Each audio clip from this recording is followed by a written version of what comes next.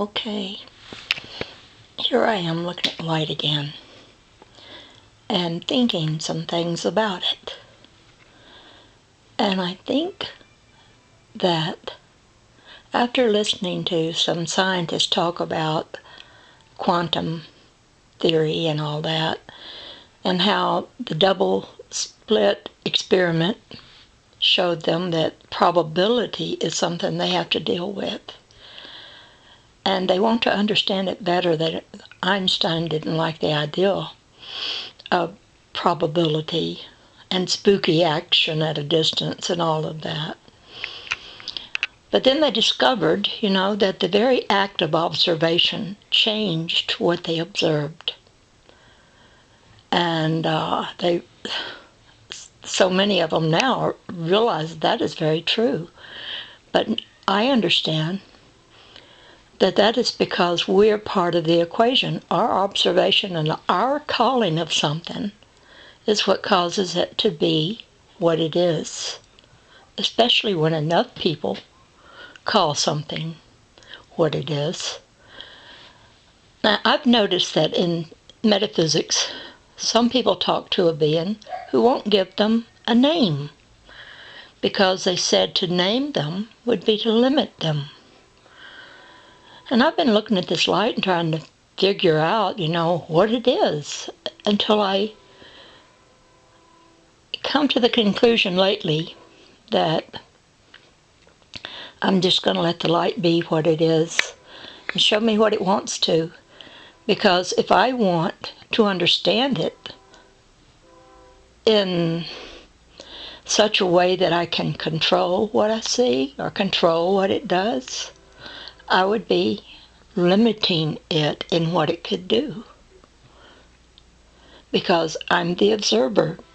And I want to pull it down to a level of my understanding, which would bring it down to not being capable of doing very much at all, because my understanding is limited, and I know this. And so I thought, why don't I just look at it and quit trying to figure it out? Just observe. So that's what I'm going to do. Now, I'll say things like, I think it might be the ethers, but I'm not going to attempt to tell you what the ethers does, or what it is, or what it's capable of. I'm just going to say, observe with me. Because we don't want to think that this God substance is what I think it is. And we don't want to think that we have to understand it completely. Because in a way, that's our ego, and that's our need to control. And our need to control would take away the ability of that we observe to be what it wants to be. It is a conscious being after all. So I feel much better about not understanding. Sometimes I think, well, I was having fun when I discovered this, and I'm still going to have fun. I don't have to understand it completely and be able to impress anyone with my great understanding. I wouldn't do very well at trying to do that anyway. But I do believe that I'm taking the best possible approach to looking at this. Because we can observe and we can still enjoy, and we can just observe what it does. And if we have an interaction with it, we can treat it like it was another individual, like it was a consciousness that had its own desires. And we'll have to just learn to trust that it is something that is part of who we are, and that there's love, that we love them, they love us. And whatever will be, there's that little character I call Harry right there. He's always popping in. He always looks the same way, almost always, with this long, protruding little appendage on the left of him, and a little hairy body and this part that stands above him that looks kind of like a cross. And then around the bottom part of him, there's just little things that seem to move along with him that are not attached. Anyway, I don't know anything at all about Harry, and I've tried to decide whether he's a piece of debris in my camera.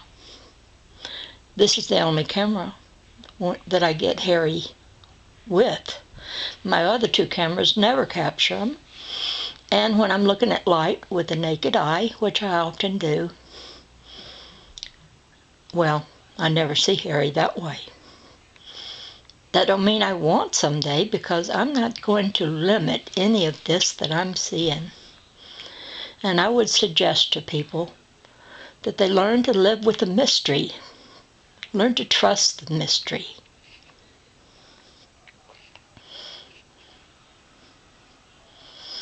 Also, I'm not going to worry about the people who say, oh, you're just seeing light refraction, and they try to make me feel like I'm rather simple-minded and maybe stupid. And if I let that bother me, there again, I'm letting my ego need to be stroked. My ego wants the stroking of them not saying that. So, I'm over that too. I'm over worrying about what other people think about me and my observation of this. And I'll say what a lot of people say, it is what it is, and I will let it be what it is. Now this camera I can't adjust the focus once the movie part of it's going, because that part is broken in it. This camera's rather losing some of its abilities, but it has some strange things about the things I see in it that I don't see in the other pictures of orbs with my other two cameras.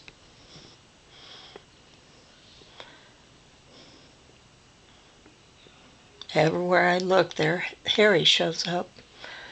But these are rather small orbs tonight. You can't see much, so I'm going to try again and see if I can get it up bigger before I start the movie mode, so that it will be a little larger orb. But they definitely seem like this is something alive, something that pulsates, something that has things in it that move about. What its purpose is, I don't know, but I'm going to just trust. And this is, oh, that's something interesting. Oh, is that Harry again? No, that's something in his world. Little tube-like things. And I know these little tube-like things, I see them with the naked eye. They seem to just float in the air. But actually, I think what they are is they're on the surface of our eye. But I don't know, that's just a theory. I'm just going to throw it out there. I don't have to understand it. I've got to keep reminding myself of that. We will just see what we will see. And you can join me in this experiment if you want. You can say your theory. I don't mind. I listen to theories all the time. They're interesting. People's ideas of what they think things are. But don't think we have to pin it down, because maybe we never will. We're going to have to live with the mystery. That's a strange thing there.